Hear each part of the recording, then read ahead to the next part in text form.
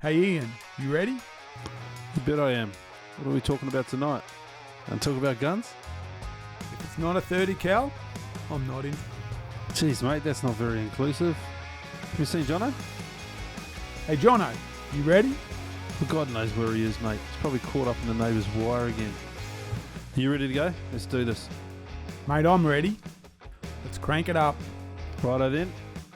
Welcome back, listeners, to another episode of the Hunter's Campfire, where we're going to talk about all things hunting and the great outdoors. And we'll probably throw in a few tips along the way. You want a tip? Say it once, say it 1,000 times. Goats love rocks. Or a few things about deer.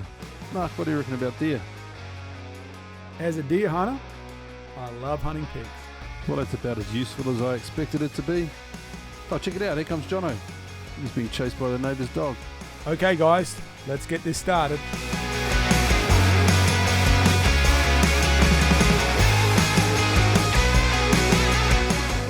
Welcome to the Hunter's Campfire. Pull up a chair, get comfortable. It's time for the Hunter's Campfire.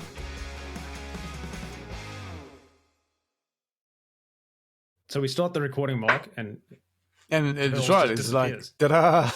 He's gone. Hiya! Oh, there he is. Look Ta-da! Wow, that's better. There we go. So How it's are gone we, so fellas? Are we good? It's been a very, while. very hasn't good. it? It's been a few weeks. Mm. Marsup, It's a good hat, actually. I really like this one. do you get teased at home by being a hoarder of caps? Yes. Oh man, I'm So many. so many caps. I've got I a give them whole, away. a whole. I literally give them away. I give heaps away, I have but to give them away. I have a lot. Anyway, Yeah, gave I've away got, a- in the garage, I've got like hooks with all the hats on, and Yeah. every time I mow the lawn, I wear a different hat because I've And got in so 3 many. years, they're just going to be full of rotten spiders and stuff Yep. and crap. Yep. And you're going to throw them all out in one hit. No, I give them away. I got 3 or 4 from that Naya event. I literally had them in my car when I went to the range. I was talking to people. I said, "Here, have a hat. Here, have a hat." There's got too many of them. a bit to talk about. We'll get It's been – Yeah, Sanctuary Cove Boat Show. Yeah, for the ridiculously excessive show of wealth that was down there. So I did not buy a new boat because I could not afford a boat down there. no, But even the it little was boats are interesting. expensive. That's right. You Even the couldn't little even boats afford were a expensive. tender. Even the tenders I couldn't afford. So it was good. It's some nice boats, but I don't have anywhere from 3, 4, 500K up to 10 million to spend on a boat. So no, I came back. Like I'm sure there's There isn't. It's a scam. It's a scam. Look, It's the a scam. $10 million boats were nice. It's a but scam. They were nice. They were very, very nice. But I don't have $10 million to spend on a boat. And if I did, I probably wouldn't buy a boat.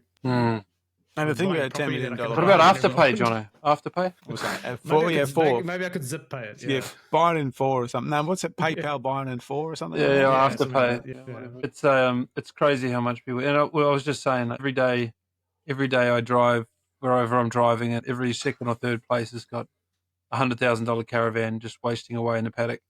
And I was like, oh, it'd be nice to have a caravan, wouldn't it? As you're passing them by. So the other half of us were up here. I was just saying that I needed a cooler bag, some sort of cooler bag to carry my food around for the day when I'm disappearing into the city or whatever I'm doing. And I decided to go and check out the Weber store and pick up a Yeti because they stock a lot of Yeti stuff. And their little lunchbox bag thing, I thought it was I thought the decimal point had rubbed off. It was like $300 bloody for this little Bucks is cooler not- bag. That's $30 is pretty reasonable, yeah. Oh, well, $30. I thought I was getting a bargain, a run out special, but Not if it's got Yeti on. licensed to print marketing. Yes. You And know you my said that feelings they- about this. You said they finally brought out that new product, Jono? Yep, the cast iron Yeti frying pan Yeah. for $425 for a frying pan. Yeah. It's just I wa- inconceivable.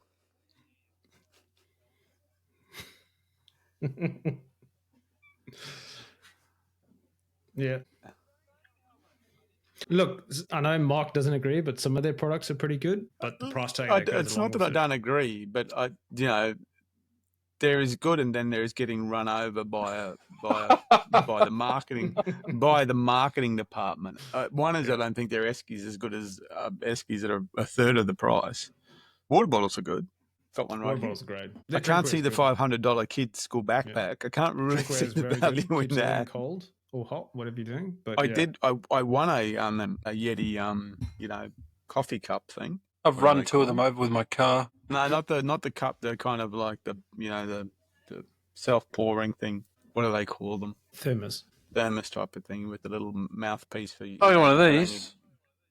Burn yourself to one of those things. So you burn yourself to death. Yeah, I really every like time this. you drink the They're coffee. good. They're good. They are very good. I'm quite As I attached said, to the that. drinkware is good. I won one. I won it. I was given a gift, so that was that. I got the big Eddie. Yeah, their drinkware is great, but everything else. Yeah, but when you're is buying a excessive. cup, blokes will go into a store. Sorry, ladies, blokes will go into a store and they'll go, "That's under $100. Stuff it," and you'll buy a $100 item because it's a whatever impulse purchase. It's hard to spend $100 on a cup. It's just a pouring device. I still, if anyone still wants to buy my Esky, I know. I thought we were doing a trade. No, I don't want to trade. Because I don't know what I want to replace it with, so I don't want to trade. Interestingly enough, Yeti were not at the Sanctuary Cove Boat Show. Yeah, the Sanctuary Cove couldn't afford it. Yeah, they couldn't afford it. I'll buy you a $10 million boat if you're chucking a Yeti Esky. Oh shit, we don't have that much margin in our boats. I want a Yeti cooler in every rim. That's right. Yeah. Well. I'm glad you enjoyed the boat show. I'm not jealous. There's no reason to be jealous. It was I enjoyed it for the first hour, and then I just got then got and angry. It was just angry envy.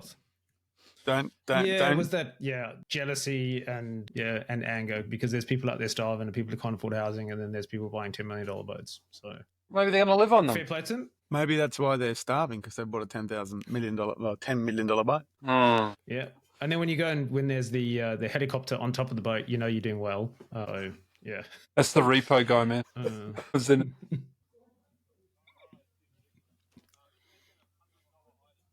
Okay, we are. Yeah, very good. Yesterday, Olight launched the Perrin 3 Mini. And yes, it's under $100 and it's bloody good. If you haven't seen the video, go and look at the video. I put a video out. We reviewed it, had a look at it, but I'll cover a couple of things off about this one here. Mark, is yours handy? Your Perrin 2 Mini? Yes. So that those of you that are watching can see the difference. The major difference you'll see straight away is how it's attached to the head strap. So mine is... Mark's has got a elastic strap that goes around the body. This one has a button. Look at that. A nice little button, and it's quite easy to click it on and off when you're walking. Less easy when you're holding it backwards. It's a pretty bloody good light. So the thing I really liked about it, other than the button, because everyone likes a button, especially when it says press here, Jono. I've been I've been running walking or running or waddling every morning for about 2 hours. And I'm now 10 days into it. I've got the light on its second setting, so it's got 5 white light settings. Moonlit, which is enough. Moonlit's enough when you're up in the middle of the night. Gives you about a meter either side of your periphery. Plus, that's all you need. That's all you need. That's perfect for hunters walking out in the dark.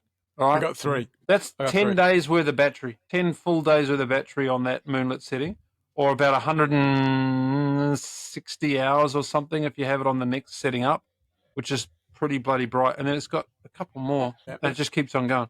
So it's a good torch. It's $100. It's a bit under $100. If you go, I'm going to say here, if you go to our website, you'll get the discount code, but I'll probably forget to update it. So you're best off finding that on Facebook where we've posted it, and I'll try and drop it. Oh, there'll be some notes somewhere here if we remember to put them in. Comments, but yeah.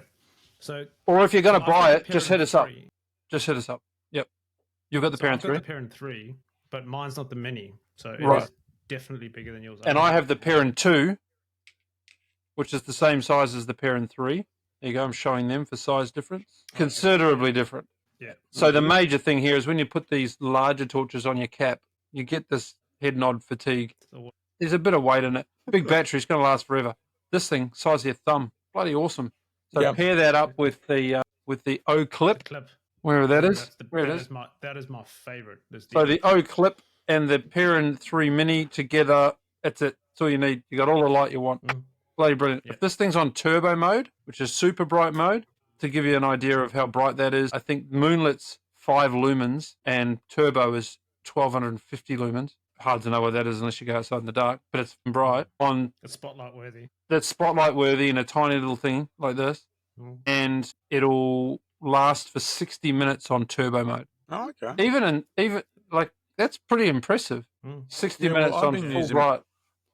I use mine all weekend, and I didn't even think about charging it, and I just turn it on. So whatever the first setting on, that's what it comes on. I've been using it all weekend in LED. So it's the other interesting thing.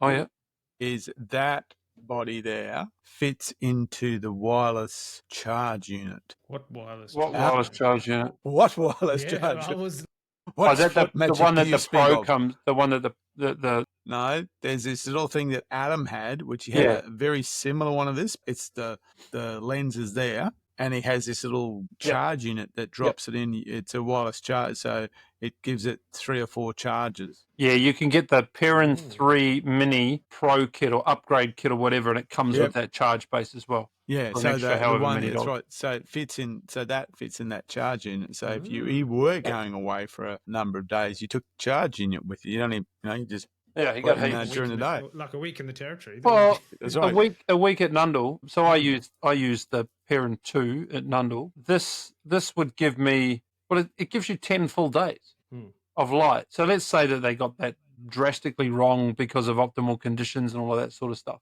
Let's make it 5 full days. Just make it, that's a lot of hours. You don't need to take a charger, which is good. So anyway, that's the Perrin 3. I use my Perrin 3, and I don't have the Mini. I use it in the Red Deer Raw coming back every night in the dark. And then, does that have the red light? Yeah, it does. So you finally got they listen to me. The red light. There we go. And then I use the red light first in the dark, and the first thing in the morning I use the red if I'm heading in somewhere. But yeah, I used mine on the Raw for 5 days, and then I took mine to Nundle without a charge and had no issues. Yeah, they're brilliant. Really good. Yeah, brilliant. Yeah. So a bunch of people went and bought the O Clip when we talked about the O Clip. Good on you for doing that. Now go and spend some more money. Go and get one of these. You won't buy another torch. They're bloody good.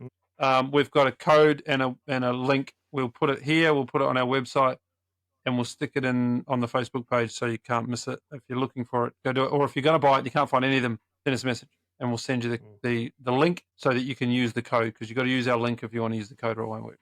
You get some money off. Bargain. I think it's like 10% or something like that. Yeah, that O Clip is my favorite torch. Absolute favorite torch. It's just little. I got like a spare one now. I got this one, but I've got the Pro on. Because you got the Pro and you got the which sits on the Bino rig and it stays there all the time. And Graham had one too. Just leave it on the Bino rig then. It's just got like a crocodile clip on. Yeah, but what it is, the only thing it is you wear it kind of upside down, because you put that inside the zip that way, and then you close the zip over the top of it. Now, if my friends at Olight are listening, they got the O Clip right. Charges with a USB-C. Why on earth do we still have this dumb proprietary adapter? Yeah, because I can't find my proprietary adapter. That was my problem. But there's nothing wrong with that proprietary adapter. That is a really good one. It's not no. It works perfectly fine. The fact is, it's proprietary. You lose it, you got to go find another Olight one. Yeah, well, don't lose it. No, just make it generic. Make it USB-C like the rest of the world. No, the magnetic one's so much nicer. I'm sure. Oak gives a shit if it's nicer. It's not convenient. No, we wouldn't want it to actually work well. It's just great. You just kind of have it, universal, and it clicks on, and it works. I disagree. I don't want any. I like the magnetic one. You don't. It's because you got 500 of the bastards floating around your house. Well, that's hardly my problem. I bought them. I got them. I have one, and I can't find it right now. So then you need to look after your gear. Lucky they don't go flat very often, Jono. Yeah, exactly. That's why you need a torch with good battery life. I will donate you my spare one. Actually, I don't know if this one actually. This is the only one that actually is USB-C, isn't it? The O Clip. USB-C, yes. Damn it, I've lost it. Damn proprietary. That wonderful Yeah. Magnetic thing there. Yeah, I can't find. I think mine might Found be it. a camper. Don't panic. I don't know if they're different size. No, they're not. No, they all just click on. There is some older ones. There is some older ones that are black, and there are some other ones that are blue. I'm not sure the difference. I don't know if that was yes, and here's something interesting. if you're lucky enough to have the Army Tech version, which looks identical, they have the same. I've tried. They have the same Doesn't charger. work. It's reverse polarity, so it pushes away rather than clips on. I tried exactly the same thing. Bastards. I tried on the weekend. I tried exactly the same thing. So Joe was going away. The wife was going away on the weekend. And I thought, oh, maybe I should top up the battery on the Ola because she was taking it up to Fraser Island for the weekend. And I couldn't find the charger. I hunted everywhere. And so I thought, oh, I've got the Army Tech one. It looks the same. Nope. Reverse polarity. Reverse polarity. Bastards. Are you going to the Origin tomorrow? I'm not going. No. No. If you've got a free ticket, I'll take it. If you've got a spare ticket... Oh, okay. You got a spare ticket? I won't say no. But I had 4 of them today, and they're actually hard to get rid of.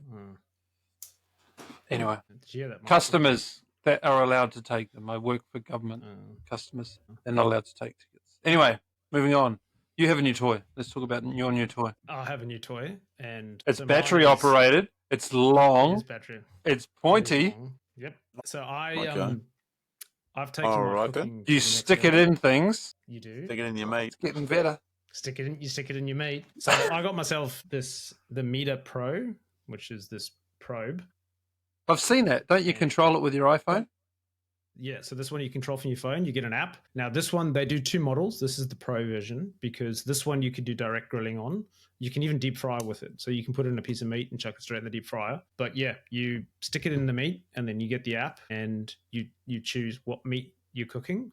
And it's got game in it and it's got kangaroo, it's got goat, it's got venison, it's got everything. And then you choose the cut of meat that you're doing. So if you're doing a venison, you're doing a roast, it asks you how you're cooking it. So are you cooking it on a charcoal fire, a gas fire, or are you cooking in the oven? And it's how do you want it done? Well, I want it done medium rare, whatever. And then it says, right, start. And you pop it in and it sends you notification. It tells you when to take it off. It tells you how long to rest it for. It tells you when it's ready. I've done several steaks directly on the grill. I've done some roast chicken in the oven and the air fryer. And I've done a roast pork. And it's been absolutely perfect, spot on. Because it's just temperature when you're cooking is really important, getting the meat to the right temperature. And it takes that second guessing out of it. So the other day I was cooking a nice big piece of rump, I think it was. And I thought, oh, that must be ready. I'll take it off. And I would have taken it off, but the meter said, no, leave it on. And when the meter said it was ready, I took it off and it was perfectly cooked. I did a roast chicken last night. It was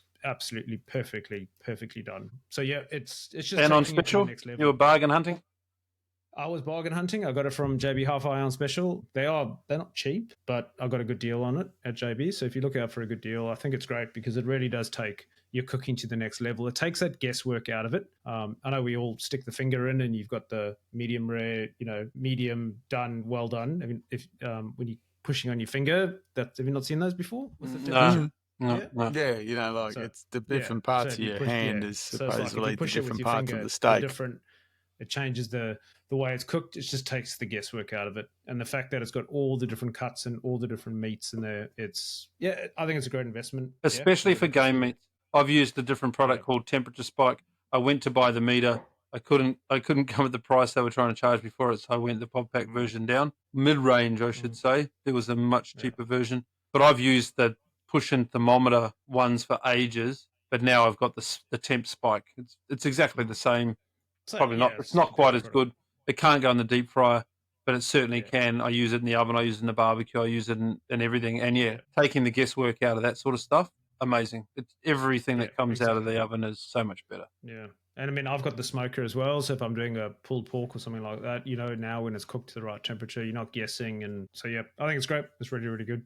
And you pop it back in the dock and it recharges. And then you can chuck in the dishwasher as well. So you just straight in, washes it, done. Yep. I think it's great. I think it's good. And it's just taking cooking to that next level. It's just getting a bit more accuracy into the temperature of the meat. Well worth it. Definitely well worth it. Yeah. Good. How's the meat situation in the freezer at home? Still pretty full. I made a good batch of biltong the other day.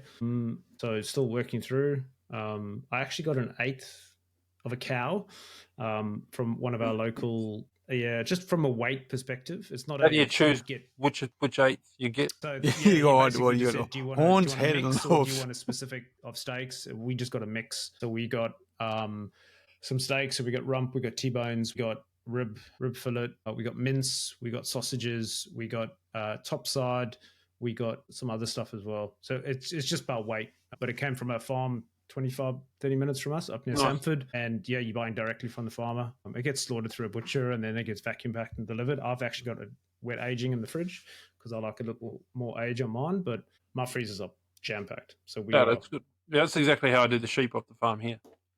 Yeah.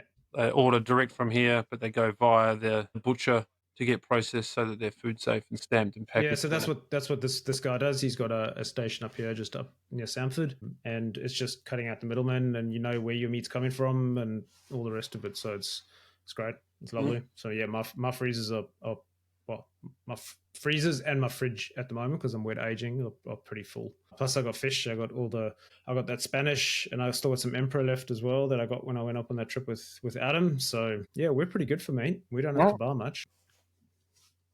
I do need some. I need to get some any venison, and I'm even looking at getting some chickens at home just to get some eggs and that. So yeah, we're trying to go a bit more self-sufficient here, and maybe just the quality of eggs you get if you have them at home is so much. Yeah, so we're going to get a couple chickens. So good on you. And on our block, we can have up to 12. I don't think we'll do that many, but we're going to get some hens and get them going. And it's going to be Adam's job to go and to feed them and let them out in the morning and things like that. So yeah, that's next on the list is some chickens. Yes, I need some venison, buddy.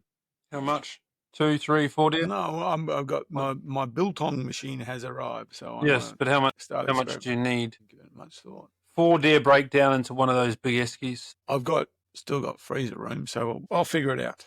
All right, because I just want to test some on this biltong. Yeah, you need like 2 or 3, or probably 3 or 4 kilos to start with. It cuts down nicely, and if you got did you get the middle one? The 6, I think it is. I think they do Me? 3. No, I got the small one.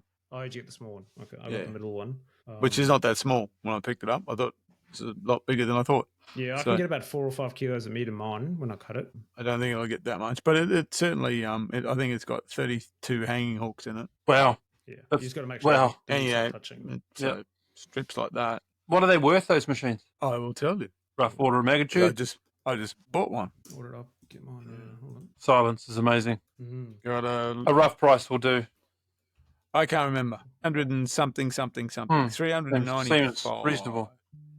Yeah. 395. And you said you could use it as a smoker? No. No, I did not say that. You can use them as a dehydrator. You can use it as a dehydrator. You can do jerky. You can do all the kind of dehydrated fruits and stuff. So you can do you got the 12. That's the same one I got. No, I got the 11. Oh, okay. All right. What's it called? It's the Kalahari Kabu, Khabu. And I think mine is, I got the biltong drying chamber. Yeah, I got the KK12 is what I got. Yeah, I got the KK11. The difference is mine only runs for 24 hours, boy. You have to reset the timer. 96. So you just have to. I got the 12, you got the 11. Yeah, so if you're running it, you just have to make sure you reset the timer each day. Yeah, mine's got a 96-hour. Yeah, that's it. Yeah. 4 days. So it seems that it takes 4 days to make biltong in it. So you just got to set the timer. But I've got. Say again? Yeah, I made this week. And yeah, I just hit mine going. I cut mine quite thick, and I do mine at 20 degrees. I think when you do it slower and slower, it doesn't get as tough, I find. Well, that's what they're saying. That's why they've got the 96-hour timer now, because people want to do it for much longer. Yeah, but yeah, that's what I got, and you can use it as a dehydrator as well. So it comes with the racks for the dehydrator. So if you want to make jerky or whatever. Yeah, well, see, I want to do stuff. The boys actually take jerky to school, so they can take protein, but it doesn't need refrigeration. So that was the big deciding factor for me to try and do biltong for them. Yeah, Zave loves it. Yeah, my family love it too. It's good. It's a good use of meat. And so I've just got to find out. I've just got to figure out where to put it. That's all. That's my next job. I think it would have a good place right here in my office. I can watch it. I can watch it shrivel away. All right. What else we got? Anything else? Any other new toys on the list? That's it. That's enough. No boats, no planes, no automobiles. No, can't afford the helicopters. No, can't afford the $10 million yachts with the helicopter on top. Unfortunately, Meter is probably my That's pretty good. I'm now intrigued about the Kalahari Kabu biltong. Yeah, and they've just released a little hand slicer, which I actually think I'm going to get. Yeah, but again, what? Don't want. They basically released this hand slicer for a ridiculous price. The Yeti. It's not. If it was a Yeti, no, from the same marketing department though. All right. What are we up to? What's next? We're going to talk about hunt camp. Yeah, I think before we do, let's talk about. So, well, that's right. So by the time this releases, we should know a lot more. But as of the 27th of May at 8:47 p.m. tomorrow, shooters, fishers, and farmers in New South Wales House are putting a bill forward. It is called where is it? I've got it here. It is the Game and Feral Animal Control Amendment Conservation Hunting Bill 2025. That's the one. So there's not a lot of detail at the moment, and that's because, it's a bill. I got this from Australian Pig Doggers and Hunters Association, but also there's a few different people who are talking about it on Facebook at the moment. Basically, it's looking to do a few things. One is to expand public land hunting access in New South Wales. There's some really interesting stuff about swapping the focus to being involved in conservation, as in conservation hunting. The idea, there's also the idea of the cultural component of hunting being recognised as a cultural pursuit. And there's all sorts of things floating around. Suppressors be involved in there somewhere. That's maybe a part of it. The idea that there might actually be the creation of a minister in the New South Wales government for hunting and fishing. So basically it sounds like, and this is just simply from what it sounds like, it's recognising conservation, hunting as a conservation tool and supporting biodiversity and, being a cultural component of life in modern Australia, which is actually pretty exciting. The other thing is too, there is a level of anticipation around this in a positive way. So it's, we don't know this, of course, because we're not privy to it, but it might be that it's already, there may be some, it looks like it's got a good chance, I suppose what I'm trying to say. Yeah, it looks like it's got a good chance. I've got the Sporting Shooter website up at the moment, and Mick Matheson's done a piece on it. Yep. And yeah, he's saying that Sporting Shooter understands the Shooters, Fishers and Farmers Party has gained the support of the government and has the numbers to see the bill through. So yeah, it's basically, it ensures hunting is well managed, ethical and effective. It encourages participation on public and private land, benefiting environment, economy and regional communities. So yeah, it's really, really positive to see this, and it's good to see that, Mr. Borzak has the hunters and are supporting us, which is great to see. Interestingly enough, it says that they're hoping to introduce reform, including allowing licensed hunters to use suppressors. But how that's going to work then with interstate is going to be interesting, because it won't work, because that'll be purely a state law, so it won't work. Yeah. It won't leave your suppressors in New South Wales with a friend, pick them up on the way through. Well, that's certainly an interesting concept, isn't it? How they're going to be licensed, etc. Because when I lived in the UK, in order to have and use a suppressor, in order to own a suppressor, it had to be listed on your license. So if you're an interstate hunter, you would have to have it listed on your license. But if Queensland doesn't recognise suppressors, that would... Yes, I would assume that would be... The complexities. Not as straightforward as just let one state have them. Well, and this for me was very confusing when I moved here, from having come from South Africa, which is obviously, we've got provinces and we've got a central government, to the UK, which is the same, where there's no states there, they've got the counties. And I came to Australia, and then after a while I've suddenly learned that, Queensland has its own laws and New South Wales has different laws. And yeah, it's one country, but how they can be so different is amazing. So it takes a bit getting used to, but obviously you've got to make sure you're compliant in the state in which A, you reside, and B, that you're hunting, because you've got to be aware that, what's if you say, oh, but I can hunt with a suppressor in New South Wales, doesn't mean you can legally own one in Queensland unless we change. That's right. So we casually pack our rifles in our car and cross the border into state forest. There'd be a lot of people that don't check on law differences between the two. No. I mean, there's storage differences, there's transport differences, there's all sorts of differences. Having a difference between... Well, there's the appearance laws. Yeah. So types of firearms that you can have in Queensland, you can't have in New South Wales based on appearance laws. So yes, that is... And then, there's the issue of if someone's coming from New South Wales to come hunt the red deer roar in Queensland, and they're used to having a suppressor on their rifle, all of a sudden you're not allowed to have a suppressor in Queensland, they can get in big trouble. You need to make sure you're Most aware definitely. of the laws that are relevant in A, the state that you live, and B, the state that you're visiting. Well, I know a number of people who didn't go to a couple of shooting events in WA for that very reason. They just went, yeah, we're not going to go. It's too hard to figure it out. Oh, well. So, Never didn't want mind. to fly over there and find out that somehow they completely unintentionally jeopardised their firearm ownership because, so most definitely it's a reality. So this this bill you're talking about, is there any public-facing information on it that can Just chuck on what the we've website? got on, just what So we've it just got. says it's going to be presented, and it's going to be presented tomorrow on the 28th. So by the time this goes live, we should hopefully have some good news. Is all I can say. But what I want to say is this is how important it is to have representation, because if you've got someone who stands up for shooting, hunting, who can actually stand up in front of, the upper house or the lower house, whatever it is, and actually, represent the hunters, the people that we are, this is the action that can take place. This is something that we're missing in Queensland. It just showed up on my social feed without refreshing it. It's because you're talking about it. It's Paws Act to table new That's hunting right. bill, more land, better opportunities, supporting shooter. Excellent. And it looks like he's being stalked by a deer in the background. Oh, let's hope. Let's hope. Tune in here next week and we'll tell you all about it. Yeah. Most definitely. Yeah. So the other thing he's talking about is potential for bounties as well. So, well, no, they have released a pig bounty again. That is, I believe that's actually approved. They have? I believe so. Again, I'll look at. Now, let's see. Don't tell me you've got it.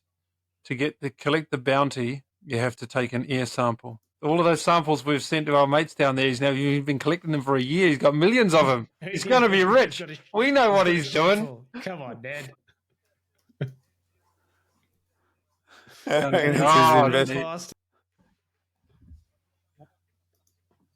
Terrible. You're terrible, Mirror. Oh, God. Where are we? I saw something from them this evening as well. Yes, good news. The pig bounty proposal is back on the agenda with the New South Wales Premier and the state's a reopening discussion. I know that they're discussing it. So, yes. Very good. Well, lots of good stuff going on. It is back on the agenda. All right. Let's talk about hunt camp. Seems so long ago. It does. 6 weeks now. Long ago. 6 weeks now out there. It has been 6 weeks. Yeah. Wow. Yeah. And that's how long. What's happened in those 6 weeks? Yeah. And absolutely. So it was definitely the biggest and best hunt camp to date. They just grow. They grow and grow, and they get better and better. It gets bigger, better, stronger. Yeah. It was unreal. So it started off. We had a good solid week, and we had the majority of people come in the first couple of days, which was good. There goes Jono. Yep. He had a visitor, saw a sneaky door open. So we had all up about, I think I counted 38 people came through camp over the week, and we had at least 25 camp for the majority of the time. So we had people come in and out as we went. But as far as numbers go, we had our best tally of deer this year. We had 15 all up taken in the hunt camp time frame, which was pretty good. And we had a couple of extras come in that weren't counted in that tally, where one of the guys had private hunting access that boarded onto the park, so he zipped away and hunted some of that and knocked a couple of good bucks over. But we didn't count them in the tally. But another warm-ish rut, right? I mean, the days of freezing cold Nundle rut weather seem to have gone. I know it'll come back. It'll be a cycle thing. But what do you think, Jono? The temperature was a bit... Yeah, I mean, I don't think it was as warm as last year, but it was certainly warm compared to other years. And luckily it was drier. Last year was very, very wet. We had a lot of thunderstorms come through. But yeah, it was warm, unseasonably warm for me. Like I packed thermals, second year in a row I've packed thermals and haven't needed them. It was cool, but it wasn't cold. I remember my first few trips down to Nundle and, trying to sleep in, like 3 to 4 layers with your thermals, and you got a trackie on, and you got your sleeping bag, and you got your hot heated blanket and all the rest of it. It just wasn't necessary. Yeah, just second year in a row now for me. It's just been warm and unseasonably warm and quite dry this year, luckily. Yeah. I know we had a couple showers and some, dewy mornings, but not heavy rain, not that, when it's that cold, sleety rain that we used to have, where it's just you can't get dry and you can't get warm and it's just miserable and there's a frost on the ground when you go out in the mornings. It was none of that. I don't think we had a single frost this year that I was there. So no, and I think other than the fact that the weather may impact the vocal behaviour of the bucks, it was pretty damn good. We had enough rain leading up to it that it was nice underfoot. It was quiet, and then the sun had come out for a few days, and it started to get a little bit crunchy, and then we got a shower of rain. We almost had the perfect, most comfortable weather up there that we've seen for a long time, and the conditions, like I said, the conditions underfoot for hunting were excellent. So I'm not complaining from that. One area, and I think what you said about the rain leading up to it is true. I think there's been a lot of water down there. I know, talking to a couple of the guys that are pretty local, they've had a lot of rain. Certainly in the one area that I have hunted consistently over the last few years, I've seen water there where I've never seen water before. Walking down, it was like all of a sudden there's just these big bodies of water that I've never seen before, and just areas where I've been before and I've seen deer before just underwater, and there was just no sign of deer. I think they were just trying to keep their hoofs dry. There was just no animal sign through there. I think the water on the ground played a big part of sign this year. I know we got quite a few deers into camp, but I didn't see many hinds. I saw a few, but not many. And then the ones that came in were mostly sparkers. A couple of decent bucks, but not many. But yeah, I think a lot of water underfoot was a telling condition of this year for me. And yeah, you're right. I think out of all the animals that came in, out of 15 animals, we'd be lucky to have had 3 does. The rest were bucks.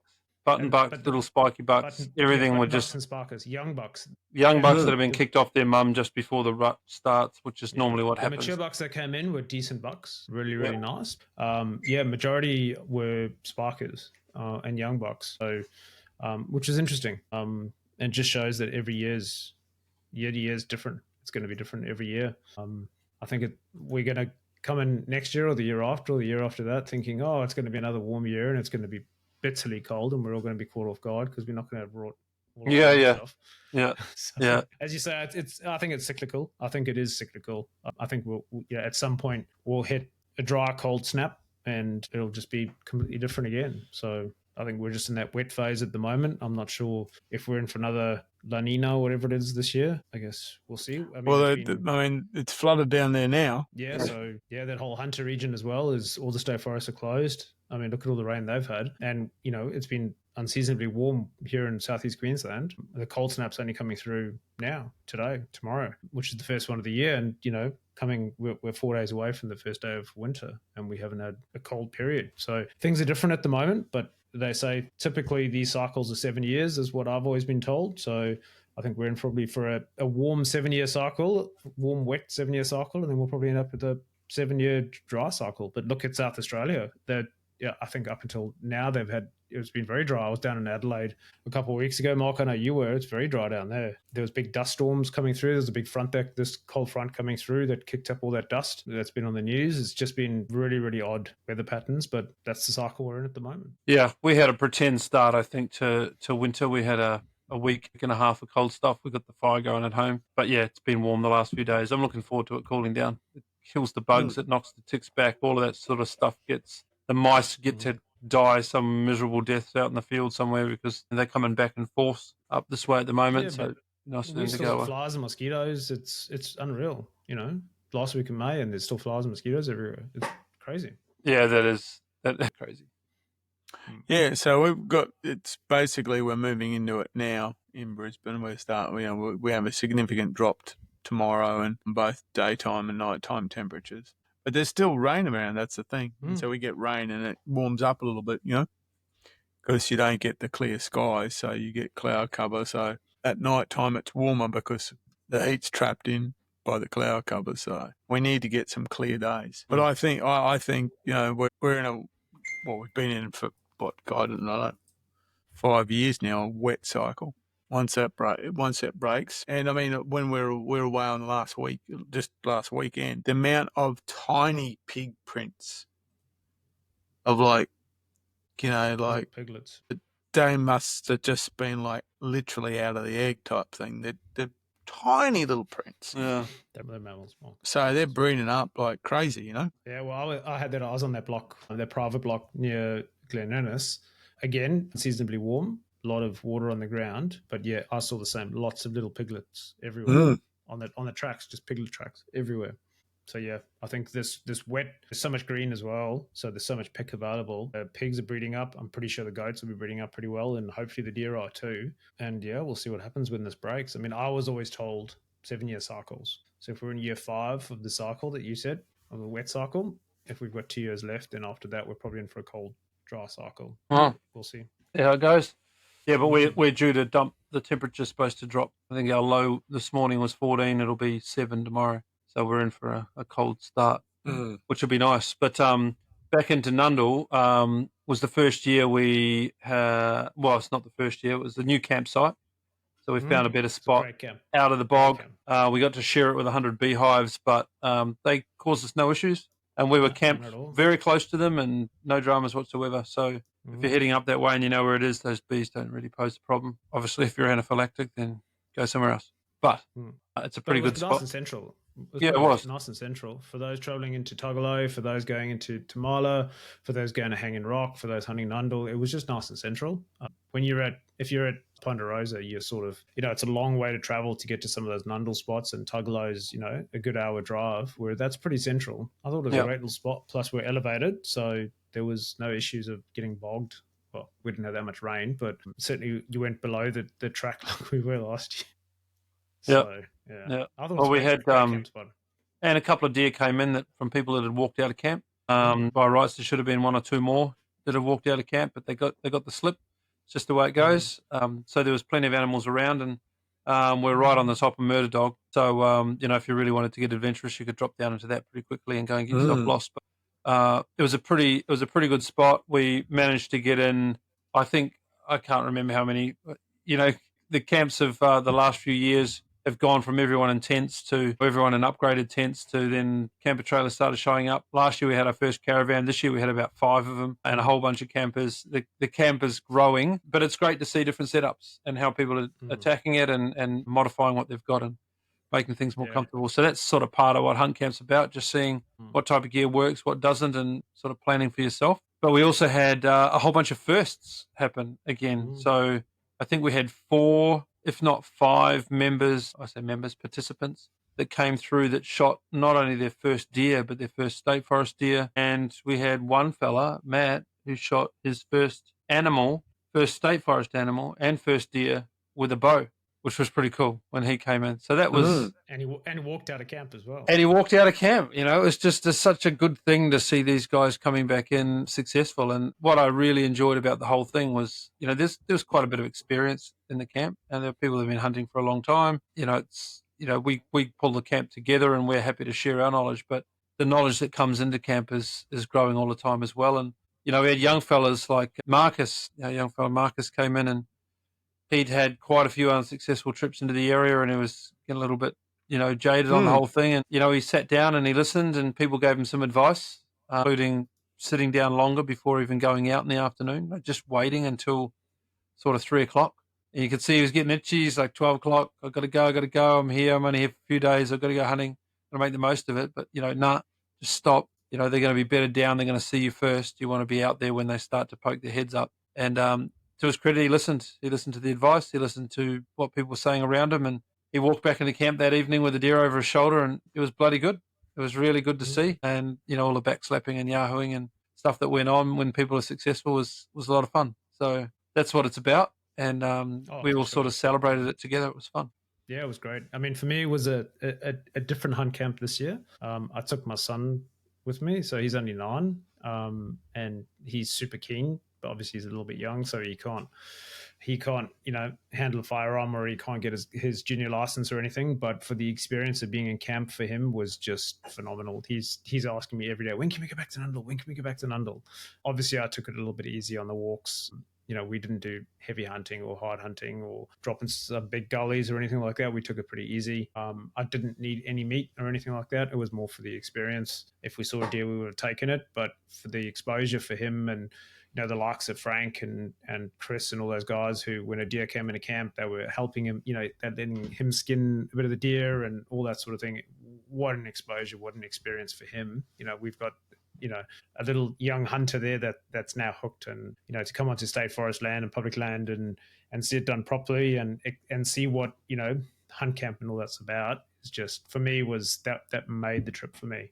I was quite happy to have a couple mornings where I had a sleep in with him, and I know there's 1 or 2 mornings where you stayed in Camp Inn and looked after him so I could do a hunt. But for me to be able to share that experience with him, it's just phenomenal. It's good enough. Yeah. It's hooked him for life now. He's begging me to take him hunting every opportunity now. So, what an experience. And it's what hunt camp's about. It's about people getting their firsts, whether it's their first deer, their first hunt camp. It's just that experience of, firsts and getting that exposure is just incredible. It's such an opportunity that we've got. It's such a privilege to be able to hunt public land. And yes, we've got to drive 8-9 hours to do it, but we make the most of it, and it's certainly what an experience. It's just, I feel privileged to be able to do it. Yeah, well, the distance disappears pretty quickly when you're there for 10 days or 7 days or 6 days or whatever the number is. But, you take the long drive, but you stay there a decent length of time and you can make the most of it. And we had half a dozen or so, if not a few more fellas that came into camp that weren't hunting. They just came in for the hunt experience or the hunt camp experience. And, there was so much to do. There were animals coming in every day. I think there was one session, I'm not even sure whether that ended up being no sessions, but I think from memory there was one hunting session where no animal came in.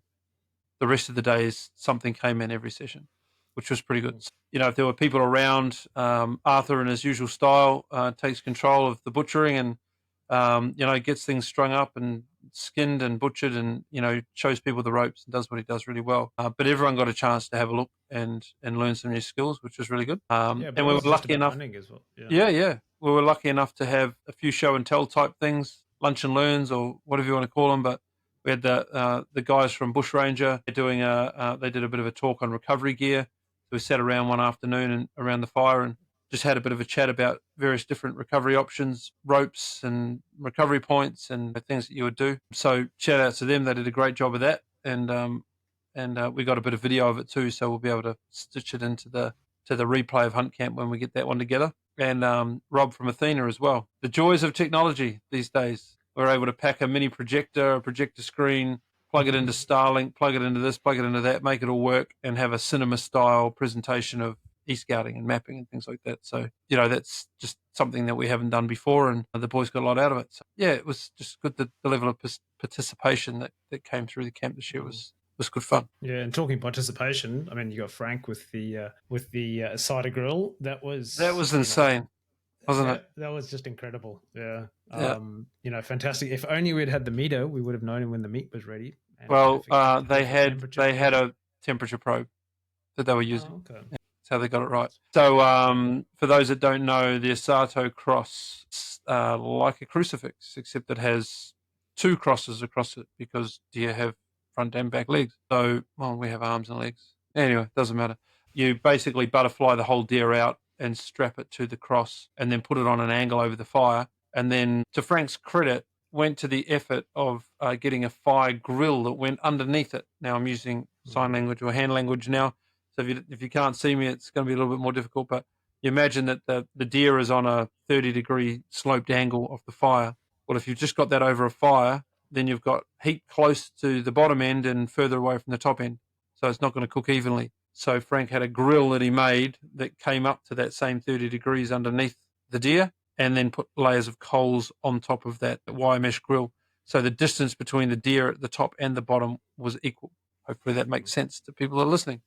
It made it, it was some of the best venison you'll eat. It was delicious. Beautiful. They were pumping it full of whatever oils and things that they wanted to keep it nice and juicy. One of them looked like a hedgehog that had that much rosemary that was found wild somewhere plugged into it. There were other times I think they stabbed holes of it and pushed garlic into it. It was just nuts. So we had 3 of those over the week done over open coals and everyone had their full fill of venison. I've always wanted to do a butterflied whole animal over coals, and how good did it taste? Oh, it was fantastic. I think it's actually an Argentine type of thing. Yeah, so I think the asada is Argentine, but in South Africa we do what we call a spit, and it's usually lamb or it's a pig, but I know people that do venison, but it's not normally done at an angle. It's normally done, put it on a horizontal. It's like and you rotate it's a great it big, over the coals. like a big pizza thing. Yeah, so we do it on a spit, and you can get electric ones that can slowly turn it, or you manually turn it. But to be able to do that in the the middle of hunt camp, you know, with venison as well was just incredible. I'd also like to say around the quality of desserts this year's hunt camp. Hell yeah. The dessert competition this year was next level. Yeah. It was next level good. Speak judge. Yes. Yeah. Graham was complaining that he put on 2.5 kilos at hump camp. Who did? Graham is complaining he put on 2.5 kilos. Well, he was only there for 2 days. Can you imagine how much weight I put on? I was judging it, and I went back for second. We're eating desserts, every 2 desserts each night. Yeah, it was pretty good. And the winning dessert again was Arthur with his apple pie, and there was half an apple pie left at the end, and one of the members decided to wrap that in foil and take it away. Managed to locate that and eat it for breakfast. It was pretty good. You did have it for breakfast, didn't you? Shit, yeah. Apples. Who doesn't have fruit for breakfast? Custard and hot crust plenty of milk. Buns, plenty of milk in that. It was a pretty good. Adam hot crust buns, Jesus. Oh, I love the hot cross buns. See, I don't need it. I don't eat them at home, and I don't eat dessert at home. So I over-tempt myself at hunt camp. But yes, hot cross buns on a cast iron pan on the fire is pretty damn good breakfast in my book. With the slabs of butter, just yeah. But no, quality of dessert, quality of food, quality of company, quality of everything. Just every year just goes up and up and up. Yep. I know. Yeah, we're talking about potentially relocating hunt camp next year, but it's not potentially. It's happening. It's happening. It is happening. Hunt camp goes on the road next year to Victoria. We're saying it here because if you say it out loud, you've got to do it. Hunt camp will go to Victoria, and we will be chasing sambar deer. So hunt camp on the road. On the road. We need a break from Nundle, not because we need a break from Nundle, but because John and I are jumping the ditch and going to hunt the raw in New Zealand next year at the same time, and just don't think we can get 2 full weeks away from families without one of us at least getting divorced. Yep, getting divorced or fired from work, one of the two. So yes. Yeah. So if you're keen to learn to hunt sambar alongside 3 hacks that don't know what they're doing, that's where hunt camp will be. Stay tuned for details. It'll be good. It'll be very good. Mark, you showed up for a few days. How'd you find the whole event? Yeah, well, it's a bit for me. The challenge is school holidays, so it's a bit of a challenge. But I managed to grab my mate Graham and my boy, and we came down. Look, we had a great time. We just, in the end, decided not to book any hunting. Decided to, because we were only going to be there for a couple of days. I was going to get away everyone. So we went down purely as participants. As I said, Graham greatly enjoyed the desserts. It was a smooth as silk trip for us down there. We did a bit of exploring. Went out by ourselves one morning. Went out with you, Ian, in the afternoon one day with the boy. Other than the fact that it's funny that you talk about the temperature. He was freezing. That was cold that afternoon. That afternoon he was freezing. So we there's a photo of him basically, and then pushing him down next to that log and covering everything out. We sat there for a couple of hours over watching over a meadow. Didn't see anything. Didn't hear any croaking or anything this year. I saw deer, but they saw a good buck on private. So driving home, we saw more game. We saw pigs in the middle of the day near Copeton Dam. Saw goats all over Copeton Dam when we got closer. And we picked up some fallow deer just before crossing the border into Queensland and Texas. So there's certainly game around everywhere, that's for sure. It was a great trip. We came down, had some fun, stayed around camp, went out for an explore during the day. As I said, school holidays make it a bit of a challenge, but that's just timing, unfortunately. So looking forward to hunt camp next year because that won't cross over with that. So going to Victoria will be on the go, and Elias will be. I've got his membership card here because I'm doing his license as we speak. So he might be tooled up. Yeah, the only issue I had this year, and is always the case at Nundle with Adam, is my Adam is leeches. He could not stand. Yeah. We dropped into the back of Hanging Rock and it was just leech fest. You could not take a step without having 3 leeches on you, and he was just freaking out by it. That was the biggest thing. So I was like, I was seeing good sign down there, and I was like, oh well, I'll put a camera, left the camera, and we just backed out because he was freaking out about it. So no, my boy's more kind of scientific about him. He likes playing with them and studying them and stuff like that, but he's not too freaked out by them.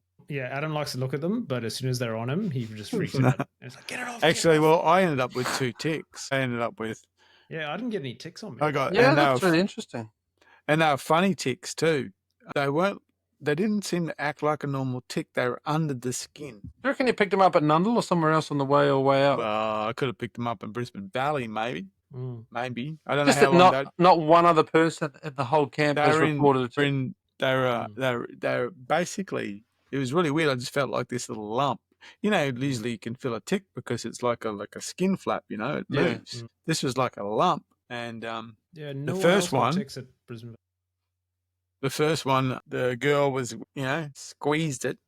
Thought it was a pimple. It came out, and then it started crawling. I went, oh, that's a tick. It's alive. It was actually right in under the skin, and the second one was just the burrowed same. in. They burrowed right in. Huh. I think that must have been Brisbane Valley. Could have been. Could have been. Hard to say. Well, my if it was Brisbane Valley, that means I'd been carrying one for over a month. Yeah, but in order for it to burrow into the skin, that takes a bit of time. Yeah, well, I've never seen a tick do that. I've never seen a tick burrow in. They usually kind of sit on and they get fatter and fatter and fatter. But you end up with a bit of a scab. Yeah, but they get, they stick out. They stick out. Their butt still sticks out. Yeah, these things weren't like that. They were literally underneath. I've got scars from ticks burrowing in.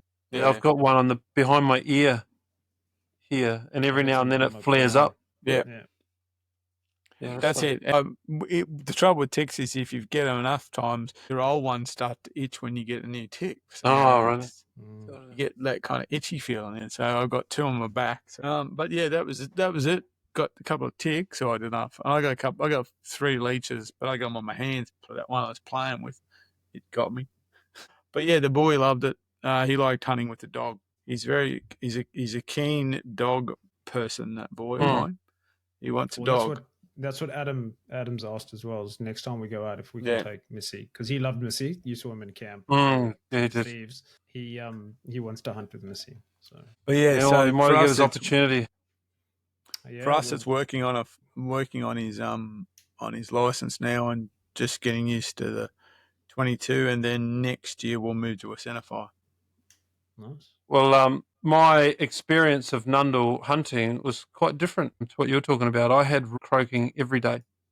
I didn't hear a single croak this year. Every morning, multiple deer croaking, and then most evenings I would hear them croak, but it was very short. I was out with, I forget everyone that was with me, but there were a couple of us that were out for a walk one afternoon or a sit and watch one afternoon. And right on the last light, one of them just racked up briefly, gave us a croak, closed in on it, gave it another croak, closed in on it, didn't hear it again.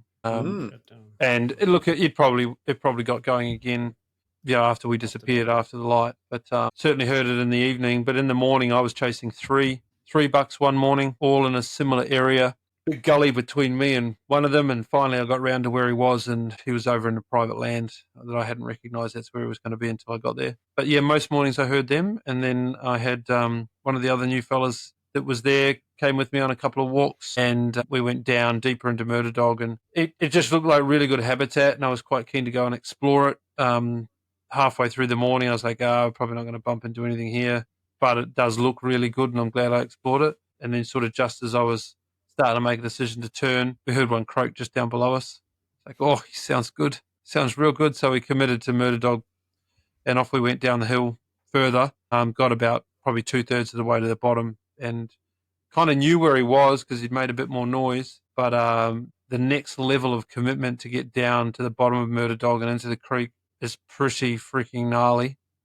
And he'd shut shop by then. So kind of knew that he might be over the next ridge and down in the gully, but it was a big if, and the day was getting on, so we backed out of there, and I went back the next day to try and figure it out, but didn't hear from him again.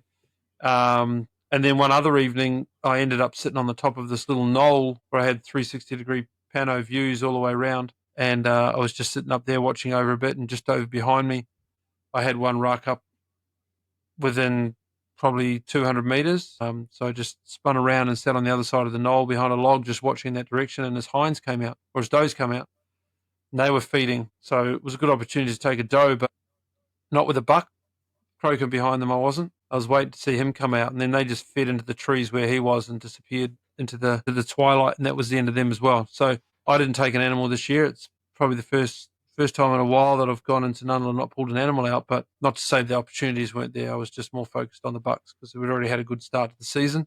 The freezer was full. It was pretty much buck or nothing, especially after 15 odd animals were coming into camp. There was no need for more meat for show and tell or anything like that. So no, for sure. It was good. It was good. I certainly felt like the time of year was right. I'd go back the same time again. I thought that there was plenty croaking, but that was a bit unique. Not many others were hearing it. So just luck of the draw, I guess. Got to be the right place at the right time. Yeah, that's right. The fact that so many animals came to camp means the animals are there. It's just the right place at the right time. Yeah, that's the case with hunting. It's picking the right habitat, doing your e-scouting, and getting in there and making sure the wind's right, making sure you're being quiet and being alert and looking for animals and looking for sign. We had people going in, taking their first bucks, taking their first deer. That's because they put the effort in. They did the e-scouting. They knew where they wanted to go. They understood what the habitat was. I know a couple of people, really took what Rob said and Rob showed, and we had that last year when we went for those walks and showed people what to look for. Once you know what you're looking for and where to look for it, it becomes a lot easier. You just got to put the effort in after that. Yeah.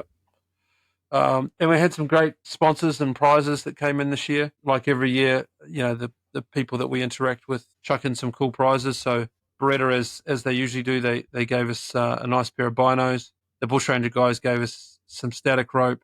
There was some prizes that came in from Hunt Tech, caps and game bags and those sorts of things. Gundog Gear themselves gave us some of their new game bags and collars and other things to hand out.